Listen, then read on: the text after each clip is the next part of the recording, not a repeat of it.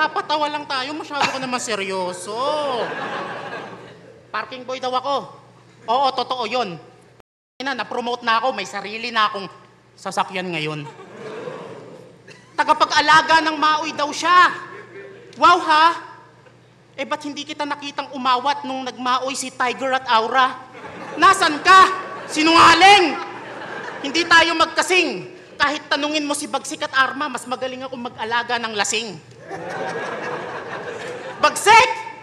Ikaw na magsabi kung sino ba sa amin tunay mong kaibigan.